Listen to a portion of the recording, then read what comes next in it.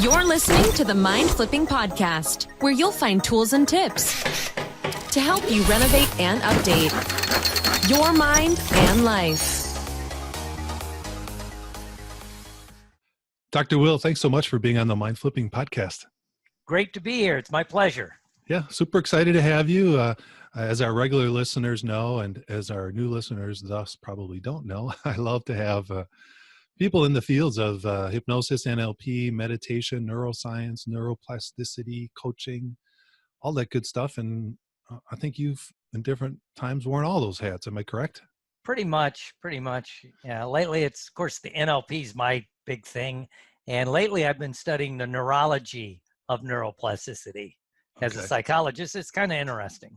So that's a little bit of a tongue twister, the neurology of neuroplasticity. Yes. So if you're at a dinner party, and somebody asks you about NLP or neurology or neuroplasticity, where do you start? How do you describe that? Well, I usually say the idea that what neuroplasticity is really about, it's a broad term that they've just kind of thrown out there. It just basically is the idea that, up to about 20 years ago, they were convinced that the brain cells you had as an adult around 22 to 24, that was it. You weren't growing new ones. There was even arguments it was hard to change your pathways and create and even learn new things. Well, then with the advent of more science and MRIs and all the stuff we could do, we know, no, that's not true. In fact, you could create new brain cells and new brain pathways literally up to the day you die. So that's kind of what neuroplasticity is. And then what's the neurobiology behind it? What kind of drives it? Because again, it's much like everything we see in our fields of hypnosis and NLP and meditation, where people will grab a science term or two and then totally whore it out. There's no other word for it. It's like it has no basis in what the science really says. What the original meaning was. Yeah. So anyway, that I just tell people, it's like your neuroplasticity, you get set in habits. What's the difference between a habit and addiction? We could go on to that. There's all this stuff. But it's like if you drive a certain way to work, after about 8 drives that way, that usually becomes inbred, right? And it's hard to and the coolest thing coming out about it, and I love, and it kind of shook up my world of addictions, is you never totally unlearn a behavior. Okay. It's still in your mind, And, we were just talking, I said where I was originally from, Gary, Indiana. And even though I've lived in Florida for over 20 years now, last fall I was up there because I still have a house there.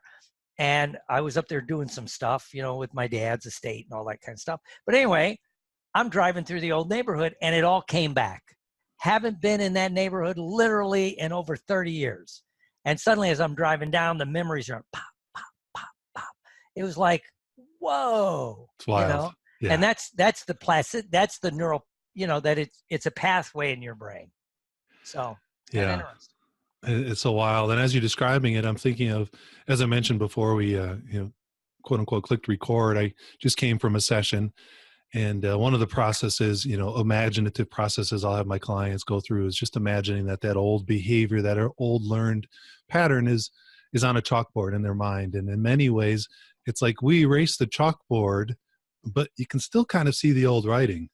It's kind of that same thing in our brain. Those old neural pathways, while they might not be lighting up as much, they're still there. That's what you're saying, right? Right. And it's why and it's kind of cool when you look at the science and you look at what's worked in the real world over the years, why some of the things and I always use addictions, why in the 12-step world, I always said, you got to have new playmates and new playpens, right? Because if every day for 20 years you went to the bar on, 3 nights a week after work, suddenly you're going to quit drinking, you're still going to go to the bar.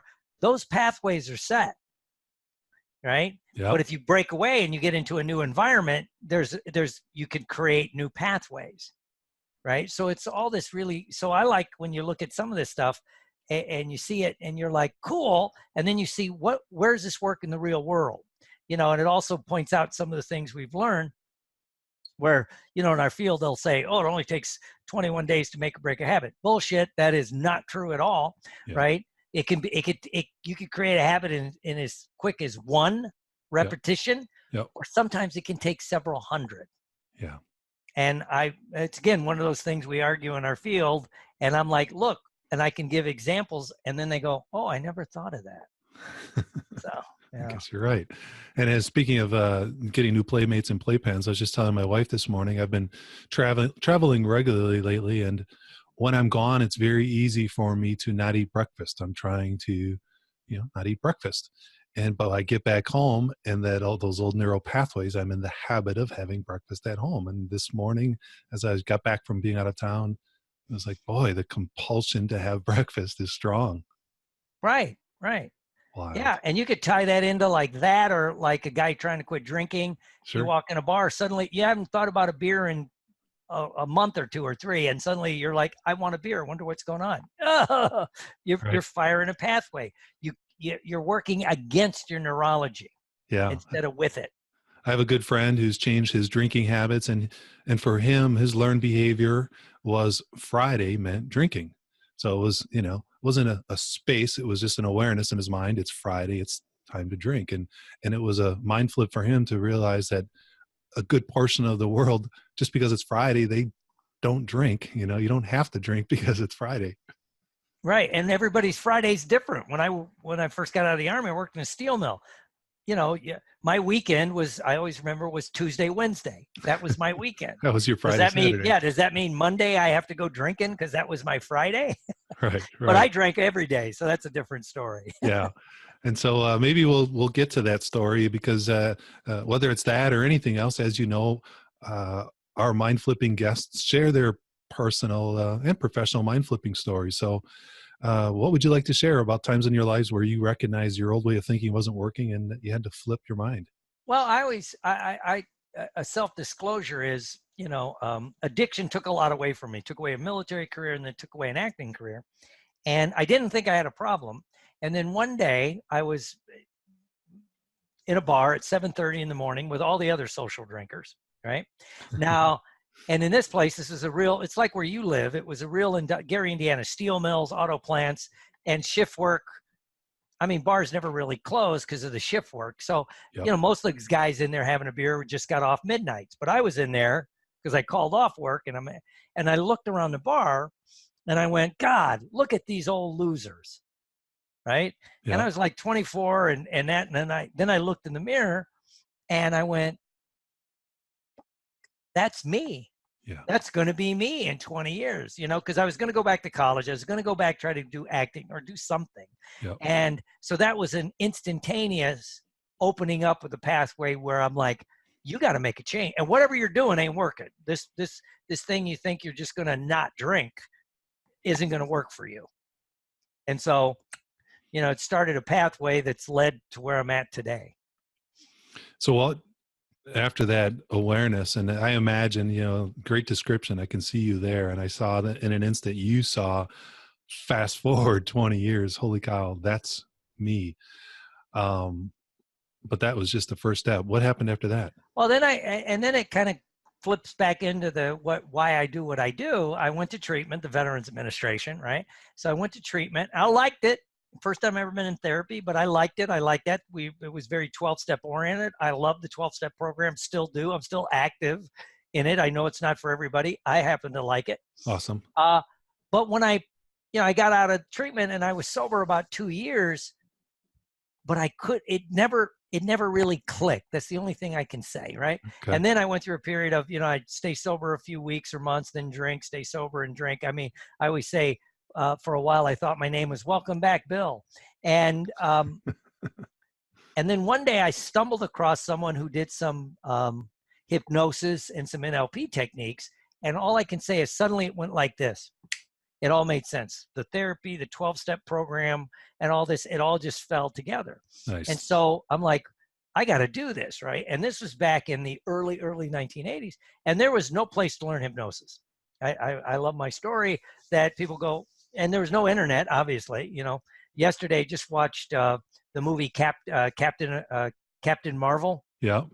And the funny thing, although it was an older crowd, everybody we could relate to dial-up modems and Radio Shack Blockbuster video, was firing off those neural pathways. But anyway, there was no way to learn hypnosis, but NLP was just really starting to explode. And so I could find NLP training. So I took all this NLP training. And then I took my first hypnosis training through the National Guild of Hypnotists, even though I'd been doing it. And it was a 2-day training. I always bust them on this. It was a 2-day, 16-hour training, right? And then, so it started me on that path of doing the hypnosis and the NLP. And then I did go back because I was lucky. I've been blessed my whole life. I went back, got my doctorate in clinical psychology and became a psychologist. But that was kind of my path, if you will. And since then, one of my passions is trying to get this kind of technology in traditional addiction treatment, because it's one of the few fields where you have not seen the treatment change much in 60 years. A field of addiction of addiction treatment. Yeah. Okay. Dry you out, do some ad hoc therapy, and say, go to 12-step program. So I know and I did want to talk about, because it's one of your specialties, it's your wheelhouse. But you've got to see that there's more openness. Aren't there more changes? I would think that there's more. That's not my field, but not on the clinical treatment side. It's pretty much because if you're cutting edge, standardization and licensing ensures mediocrity. That's really all it does. Because if you're too cutting edge, they're going to say you can't do that. Pull back. So yes, it's moved somewhat. But most of the treatment centers, if they have it at all, they'll call it creative visualization, because their clients might be afraid of the word hypnosis. And I'm like, they're fucking junkies and alcoholics. They've probably done stuff that would curl your toes, you know? Yeah. And so it's always kind of funny, but yeah, it's starting to change. And it's always morphing. That's all I can say. But, change it. Bureaucracies change slowly. Yeah. But, in fact, one of my mind-flipping stories is for many years, I was traditional like that. I towed the company line. This is what you did, And there were some examples where I'm like, what I'm thinking doesn't work anymore, or it doesn't work for everybody. And I was always fascinated with why, someone can go into treatment and go into the 12-step program and do everything right and still not sober up. Yep. Right? I mean, do everything they'd say, go to meetings, do this, and still not be able to sober up. And you see other people go to treatment, go to 12-step, do everything wrong, and they quit drinking or using drugs. So I'm like, there's more going on here. And then that's when neuroplasticity and all this neurobiology stuff was coming up, that it's a brain-based issue, and that there is some truth to the fact that certain subgroups have a genetic predisposition to they're allergic to alcohol, right? And the allergy manifests in a compulsion or a desire to drink. Okay. Right. And the same way my wife is allergic to shellfish. I can eat shellfish, doesn't bother me. She has a histamine response. Yep. Right. It's just the biology of it. And it's just the cards you were dealt. And I think that makes sense in the addiction world. Right. That helps explain, like you said, why some. Yeah. And why it can run in families or not. I mean, my wife's the only one in her family allergic to shellfish, so there's that mindset going on. So it opened up, and I could tell you 2 cool stories that like really flipped my mind. Let's hear about them. Addictions. Yeah. Okay. Well, one was and these two kind of go together. It's called the Happy Rat Study, right? The Happy Rat Study, and it ties into Vietnam. And what it was in the 1960s, they took some rats, because psychologists, one thing we're great at is torturing rats. And they took these rats and they got them hooked on drugs. I think the first was heroin, but they duplicated it with several drugs. And then, they would take, it was usually a male rat, and then they would take a female rat in heat and throw it in the cage. Well, the rat would ignore the female in heat, would ignore food. It would just keep basically drinking or drug until it damn near killed itself. And so that's when, back in the early 70s, mid 70s, it was the war on drugs. Drugs are bad, And so, they criminalized it. In fact, they criminalized the addiction, but that's a different story. And so it created this zero tolerance. All right. Because they were thought, now your brain's set, that's it. You can never do this again. And that's where and it fed into the 12-step world. Boom, this is it. Well, a guy saw the study and thought there's a flaw in the study, as we would say. There's a methodological flaw in the study. Yep. And what it was is rats are very social creatures. If you've ever had to deal with rats, I mean, down here in Florida, we get fruit rats. If you ever get them, they're a pain in the ass to get rid of. They're smart. They cluster. They're social animals. Okay. So he duplicated the study, got the rats hooked, but instead of just throwing in a female or throwing in food, he took the rat out of the unhappy rat cage, put him in a happy rat cage, right? Changed his environment. And guess what? Almost all the rats wouldn't touch the drugs or the alcohol, even though it was right there. Huh. Right? Even going through withdrawal, it was right there. Nope. And then, it could be there. Nope. Now maybe, a small percentage might do a little, but most, nope. And this tied into Vietnam. At the height of the Vietnam War in 1968 to 1971, we had about 500,000 troops in combat, average age about 19. And it was an unpopular war. Yep. There was none of this. I was in at the end of it. There was none of this. Hey, thank you for your service. Yeah, nobody wanted to be there. Only a few of us idiots joined, and so it's like it was an unhappy rat cage. And so there was hashish and heroin. Hell, it was Vietnam, right? And then the military is pumping in mass amounts of alcohol, right, to keep the troops this way. So people were self-medicating to the point they would fit this diagnostic criteria of addiction. Yep. Right. And so they were gearing up for this huge onslaught. What are we going to do with all these guys coming back from Vietnam that are addicts? They're hooked on heroin. They're hooked on hash. They're drinking themselves to death. What are we going to do with them? Oh, and by the way, they're all trained in weapons. Right. A side effect is, yeah. Oops. Yeah. Oops. And so they were gearing up for it. And guess what happened? Most of the soldiers coming back after a short reactivation into society, most of them never had a problem again, including they could go back and socially use.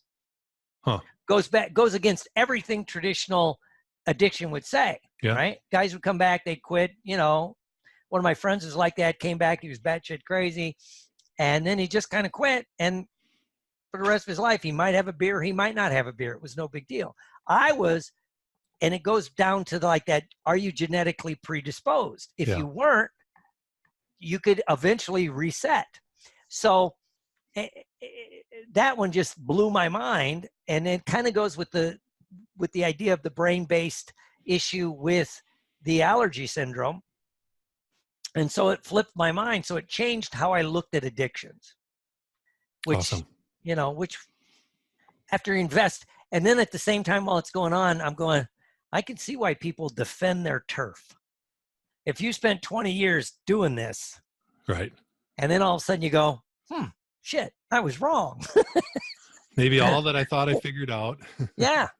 And when you sent me those questions, you said, what is a statement you always make? You don't know what you don't know is one of my favorite statements. And you can't know what you don't know.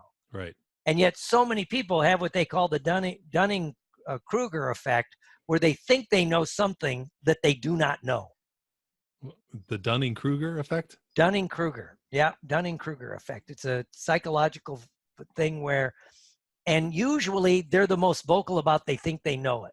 And I don't want to get political, so we don't have to go there, but you can think about how many people do you know that all of a sudden they're experts in economics or in labor relations or how trade works, and you're like, really? Or they tell you how the military works, and when were you in? I wasn't. Well, that's not how the military worked. So yeah, but it's hard to set aside your ego and go, I was wrong. Yeah. I used the political thing. I misspoke. There you go. I misremembered. There you go. That's what I couldn't think of. I misremembered. So are you saying you were wrong? Mm-hmm. Excellent. I love it. Welcome to the club. I've been wrong a lot. Yeah. And I tell my clients that, so coming back to, the discoveries in neuroscience, I tell my clients, it's very exciting. It's very exciting in these last 5, 10, 15 years. We're understanding now kind of why hypnosis and NLP and even prior to that why these things have worked. We just knew they worked, and now we're kind of understanding why they work. And admittedly, in another 10 or 20 years, what we think was the reason why they've always worked isn't the reason, and it's going to be different, but that's all okay, you know? Right. Well, and we talked before we started where it said or maybe while we were recording about the idea that it only takes 21 days to make or break a habit. Yeah. And that actually comes from the work of the idea of what's his name with the relaxation response. Benson, Dr. Herbert Benson. Okay. He did the relaxation response. And what he found was like these habits, right? That if you use what we would call, he said meditation, Sure. but if you visualized it in that, you could speed up the process where it should only take like 21 days to make or change a habit. But it brings up an interesting thing, right? We still say that, but I mean, I always say, well, have you ever met someone that was like in the Marine Corps for 4 or 6 years or any high performance branch of the military? Right? They go, yes. While they were in, they worked out every day or almost every day when they were on duty. It was part of the gig, right? You ran, you did this, it was part of it, right? So if you do it almost every day for 4 to 6 years, it should be a habit, correct? Right. And yet how many times 2 years out of the Corps, they're fat, Right. right? Yeah. I had a guy that was a athlete, Right. and he played college football, and he was a lawyer now, and he weighed like 400 pounds. But, he goes, Doc, starting in junior high school, he worked out every day, ate all this stuff because he was a lineman, got a scholarship to University of Florida, was good. But he goes, I wasn't going to be a pro. So he finished college early, got his law degree. And he goes, I never changed a certain mindset. The minute I stopped playing football, I quit all exercise.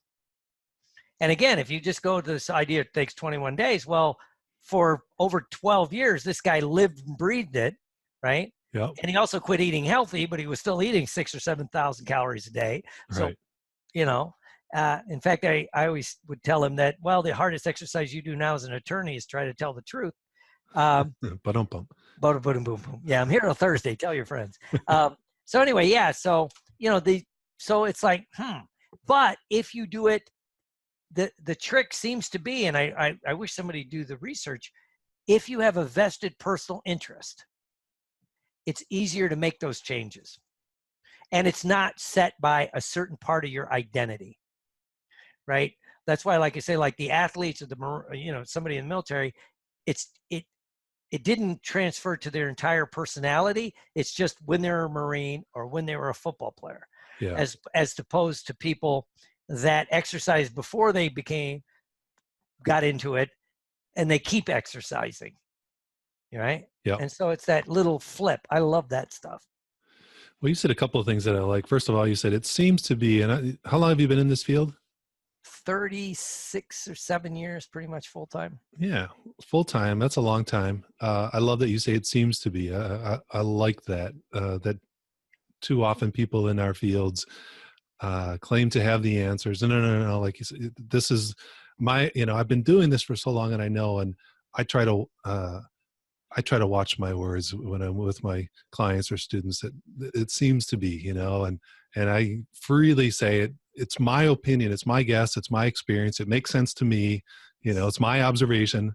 You could do like the psychologists always say, research says. Research says, except. Or research points to. That's the big thing now. It's like research points to. I would just say seems to say. Right. I like it. Because you'll always get the outliers on both sides. Right. Yeah. So let's come back to the genetically predisposed and your, I guess you said more recent interest, fascination, excitement around neurobiology. And so is what you're saying that more than just neurologically, but on a biological level, or the way we biologically create new neural pathways, some people are more predisposed to certain behaviors, including addictions? Yes. Yeah. Okay. And if it's a genetic thing, it's just a genetic thing, and it just is, and now they're finding out, this is cool too, it kind of goes with the neurobiology. A lot of this crap, excuse me language, Yeah. is in your DNA.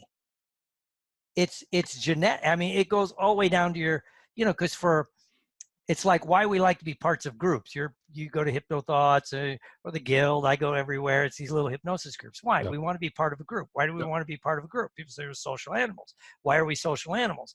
Because for most millennia, if you weren't in a tribe, your ass died quickly.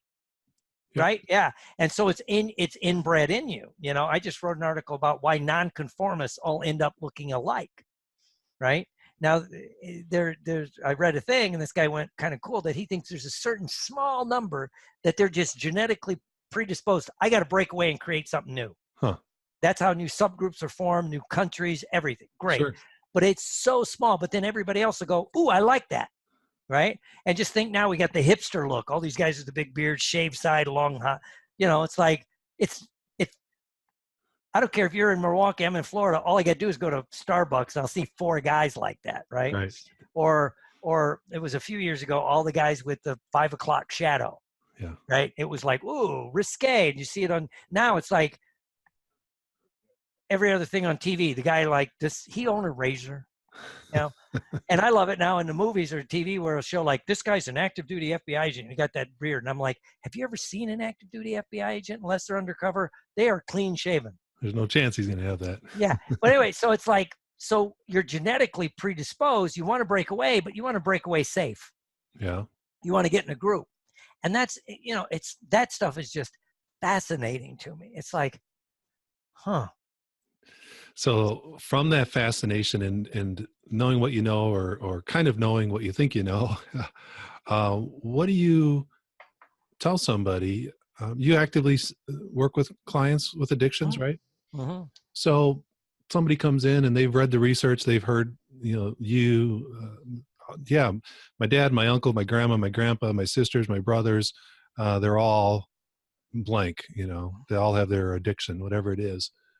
I'm obviously predisposed. Now what? Mm-hmm. Well, what I'd say is like, when you look at it this way, there's a continuum, right? Unless there's very few people, when you're a kid, you don't drink or drug, right? You're abstinent. You're just abstinent. It could be in your world. You don't think about it. And then for most of us in the Western world, around early teenage years, you start experimentation with alcohol and drugs. Great. Now that group, so you move from like this box of abstinent to experimentation. Now that group, as you're experimenting, there's some people go, I don't like this shit. I'm never doing it again. I was blessed that way with cigarettes. Unfortunately, me and beer had a whole different relationship, right? But so you like it. Yeah. If you like it, now the people that say, I don't like this anymore, they go back to just being abstinent. There's no fight. It's like, I don't like the way it makes me feel. I don't like the taste. Yep. Fine. But then most people fall in the big box of social users. They drink, they don't drink. Not saying they might not get drunk or whatever, but they're social users. Great. And then for some of those people, though, they go into this box we call substance abuse. It's not dependence, it's abuse. Okay. Maybe you're going through a rough divorce. Maybe there's a death in the family. You just lost your job. So you're under stress, you're self-medicating, right? It's in Wisconsin and it's been below freezing for 3 weeks. Yeah, so you drink. Yeah, because you're miserable, right? So you're abusing, right? Yep. Or it could be positive. Some kid grows up, clean cut, goes away to the University of Wisconsin or Indiana University, 2 of the Big 10 party schools, Yep. and they drink alcoholically for 4 years. They're in that, and yes, there's negative repercussions. They're getting yelled at by their parents, the school, but they drink. But then a lot of those people will drop back to being social users. They get out of college, they get a job, they get married, they have kids. They might drink, have a few beers, get drunk when they go to a Packer game or something, but Yep. they're fine. But out of that substance abuse box, a few people go where they're dependent. Yep. This is the ones that's genetically predisposed. The only thing this group seems to be able to do is drink or not drink. Yeah. But this is like 10% of the people that even develop a substance abuse issue. Sure. So these boxes keep getting smaller and smaller, but end up in this dependent box. Yeah. But for years, if you use that analogy, it was like, oh, you got a DUI. You're an alcoholic. You can never drink again. No, what if you just luck of the draw? Yeah. I mean, social or maybe an abuser. Yeah. Yeah. Yeah. And then so that is just like the soldiers in Vietnam were in the abuse box because it was miserable. They get out of there after they reset into society. It's like, fine, So that's what I tell people. So only you can figure out which box are you in. Yeah. Right. And the number one thing is, can you drink successfully? Can you have a few beers and not want to drink more? Or smoke a joint? And we're seeing it duplicated with marijuana since it's getting legal. Yeah. Some people can smoke a little bit, get a little buzz, they're fine. Other people, they're going to keep smoking until they keel. Right. Yeah. Only you know which box you're in. And if you happen to fall into this box, you got to go abstinent. But what's interesting, a lot of people, even though they might be social drinkers and they get a little trouble, their wife yells at them, their boss, so they go through something and they quit drinking for 30, 60, 90 days. Research would say, it seems to be, Yeah. that like about 25% of those people go, I feel better not drinking. I'm not going to drink. Or I feel better not smoking. I'm just not going to do it anymore. And it's not that there was a big fight, right? Yeah. And so, in our field a lot too, that I always get into cool arguments with people when they hear me after, next week when I'm teaching at HypnoThoughts, Solid Gold in GH, I'm teaching addictions. Yep. And in Las Vegas, that's always good. Yeah. And it falls on the weekend of my 35th sobriety birthday. Happy anniversary. Happy birthday. So I always get in these cool arguments with people when they go, do you still call yourself an alcoholic? I said, yes. And a lot of, well, you're labeling yourself. You're doing this. Well, first of all, I always say, well, what does my thinking about me got anything to do with you? Right. A, I don't care what you think. Right. But they Why never should you get care? but the mind flip for me, when I say I'm an alcoholic, all it means is I can't drink successfully. I could drink. God knows I know how to drink. Yep. I can't do it successfully. And so for me, there's no stigma when I say I'm an alcoholic. Now, for other people, they may look at me that way, right? But so I babble, but no, I like it. So defining it as, for you, an alcoholic for you is being an unsuccessful drinker. Yeah, and I need to remember that I can't drink successfully. Yeah, I break out in spots, usually, all over the bad spots in town. I love it.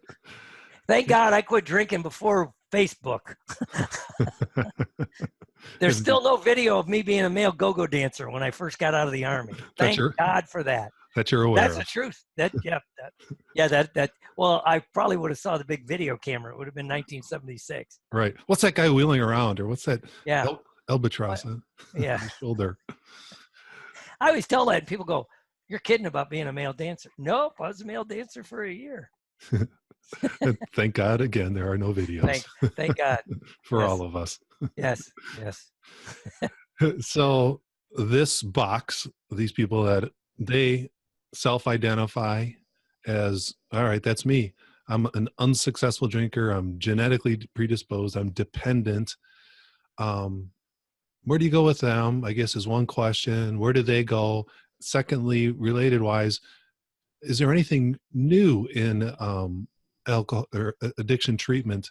There's so many, EMDR, EFT, mindfulness. So our listeners can't see, but Dr. Will is holding what looks to be a very profound volume.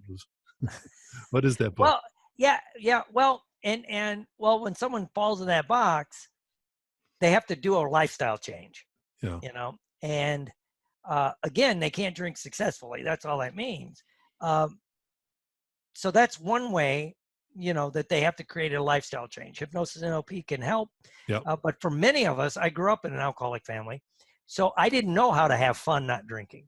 I didn't know how to do other things without partaking of some kind of substance. Yeah. So the 12-step program gave me a safe place to learn how to have fun.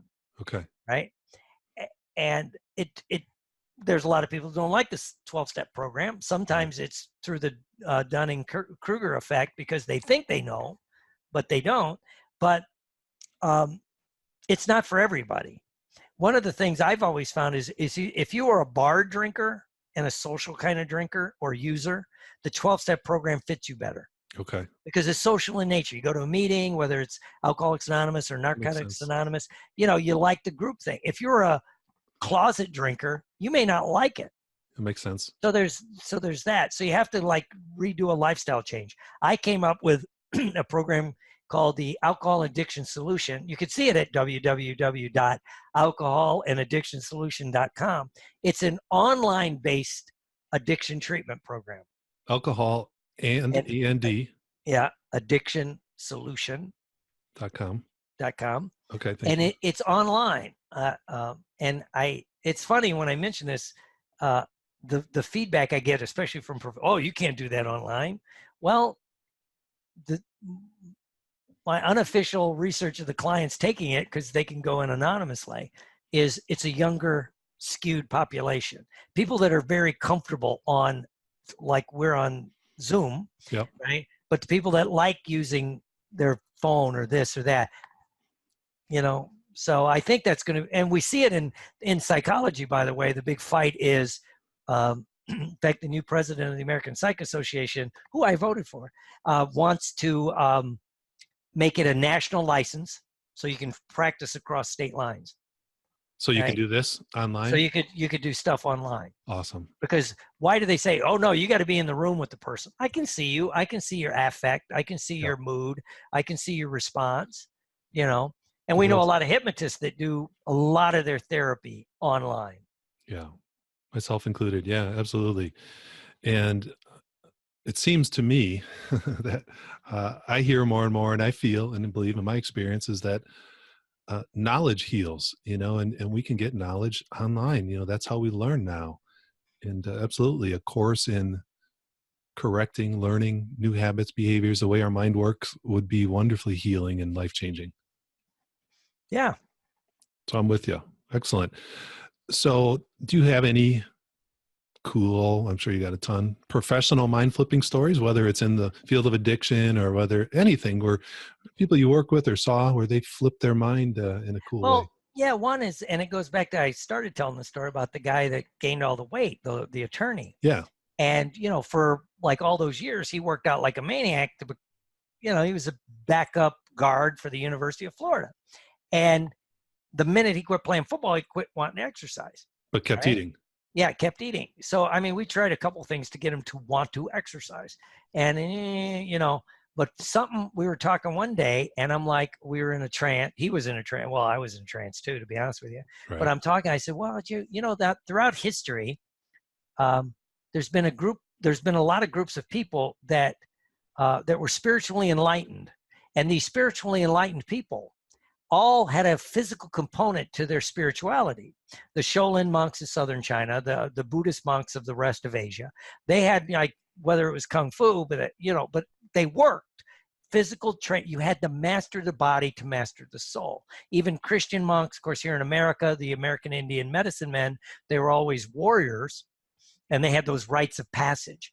And so I was kind of telling this story, and so I said, once you develop the belief that you're spiritual, because he wanted to be very spiritual, your spiritual growth is dependent upon your physical body. It has to be. I had no idea what I was saying at the time, right? And he comes out and he goes, I never thought of it that way. So he started taking yoga and some other stuff, got back into martial arts, and he lost like half his body weight. That's awesome. And because he flipped it to, I'm not working out to play sports. I'm not working out for this. I'm working out for my spirit. That's awesome. And when you talk to, by the way, and I think it came to me because I'm a basically a addicted exercise person. I exercise all the time. Yep. A lot of people that exercise religiously, good word for it, they will tell you it's something they do for them. It's quiet time. They got their headphones on. They're doing whatever. Boom. It's beyond the physical. Yeah. You always get but people just think of the bodybuilders. No, it's, Right. It's mind and spirit. It's more than just the sweating and the grunting and the building the muscles. Right.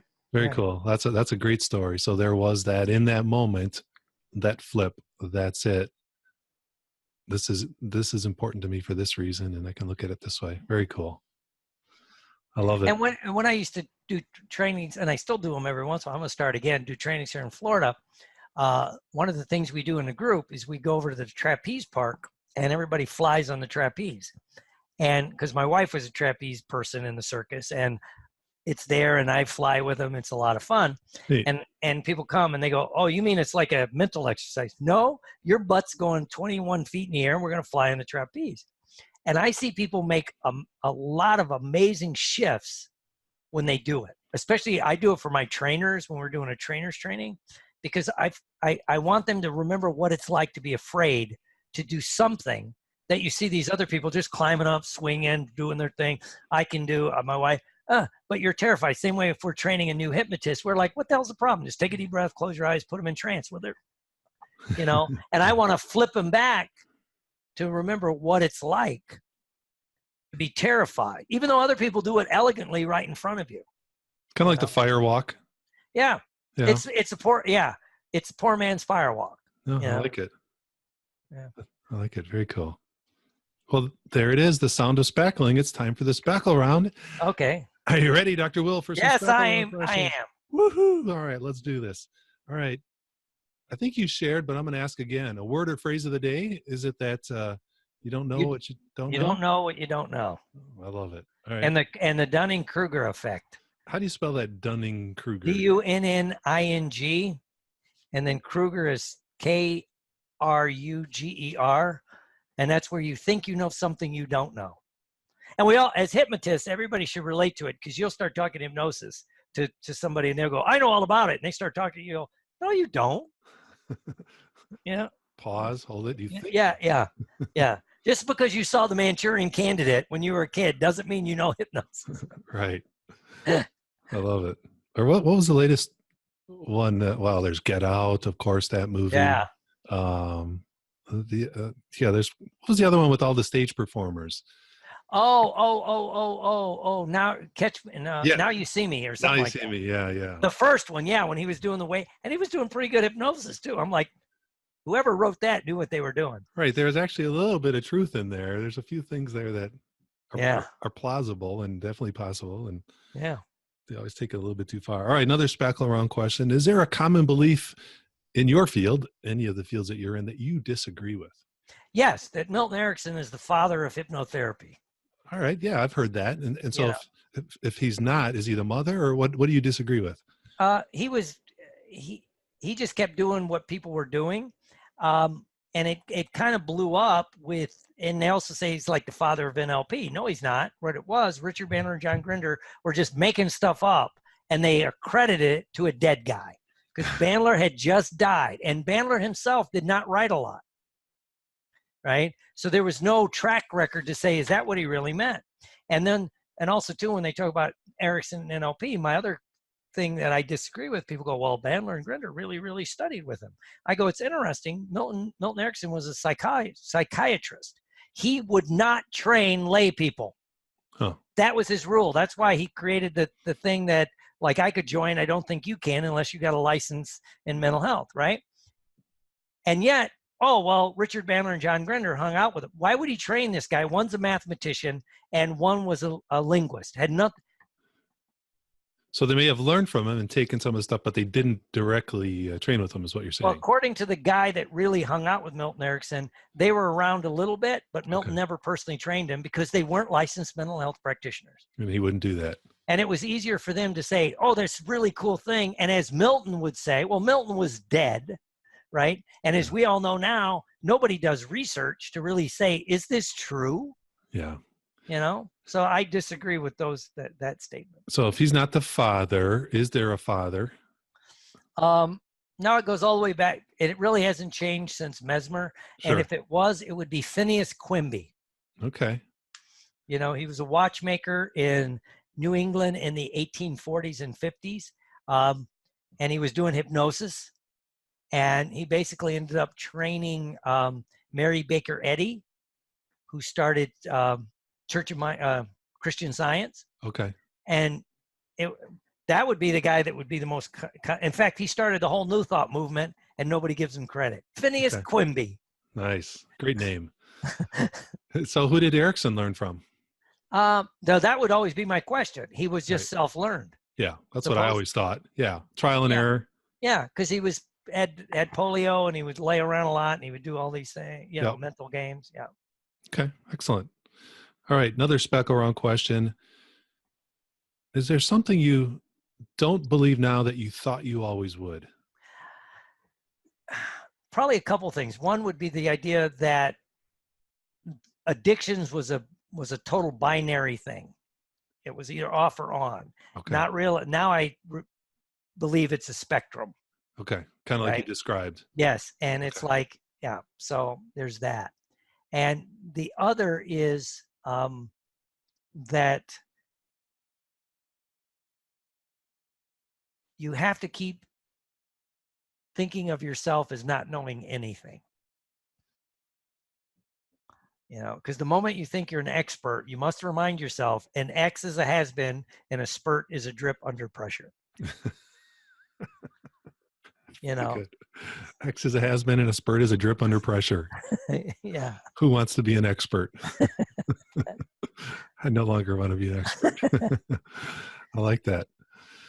And a theme I think that's come up occasionally through these podcasts is, as like you've been in this 36, 37 years, and I hear the excitement in your voice with new learnings, new trainings, new understandings, that the more we learn, the less we know, we recognize. Right. No, I need to keep learning just to remind myself of how little I know. And so I don't ever want to be an expert. Right. And step out of your comfort zone and take something. Like when I started taking neurology, I was a cognitive behavioral therapist. That much neurology. So I started taking this. It's like, neurochemicals, neural pathways, this, that, and the other thing, reuptake inhibitors. But it made me think. And then suddenly the puzzle pieces started to fall into place, and yeah, you saw how it was applicable. Yeah. I love it. All right. Another general question that I'd like to get in before we wrap things up. For regular listeners will recognize it, and new listeners, it's important to recognize that our guests like Dr. Will have been doing this for years and has a lot of answers and is learning new stuff, still has struggles. So is there a current struggle in your life you're willing to share? Big or small? Yeah, yes. One was fighting my weight. I never got much overweight, but enough it bothered me. Yep. And so that's a struggle. And I had to get over what I call the paradox of knowledge, right? Because we know we could help people. People come in, drop 100 pounds. I know this, but I can't do it to myself. Right. And if you went to hypnotize me, I'd have to shut off that voice in my head going, why is he doing that? I would have done this. Why isn't he? Yeah. Yeah. And so it's the paradox of knowledge. So, I had to go back to the beginning and change everything. So what's your self-talk? What's helping you with this current struggle? That it's a never-ending process. Okay.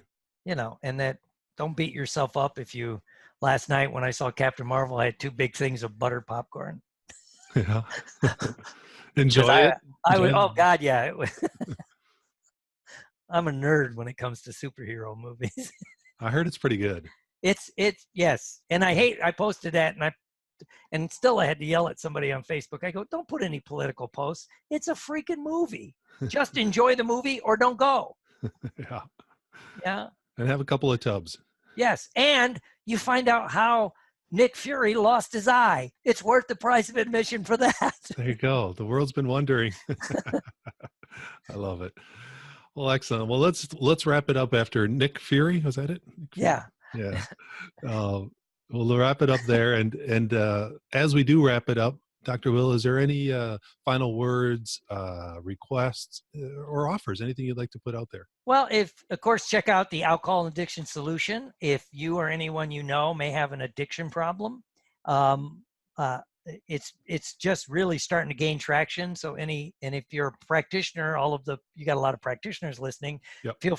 And a lot of hypnotists and NELPers really don't want to deal with the addiction's first line. You want to treat them after they get off the drugs or the alcohol. Yep. And so, feel free to refer people to me. If any of the other listeners want a book, I've been giving a book called Quantum. They can't see it. I'm showing you. Yeah. Quantum Psychology. Just email me at Dr. Will Horton. drwillhorton@gmail.com, and I'll send you. Yeah, I'll send you an e-copy of the book. Nice. That's a fantastic offer. Thank you so much. Very generous. So email drwillhorton@gmail.com. Yep. Mention the Mind Flipping podcast and the PDF of that book. Yep. Or go to drwillhorton.com for all of your resources, your trainings, your courses, your books, or alcoholandaddictionsolution.com. That's right. Lots of great stuff. Dr. Will, thanks so much for what you've done today and for all you've been doing the last 30 plus years. Yes.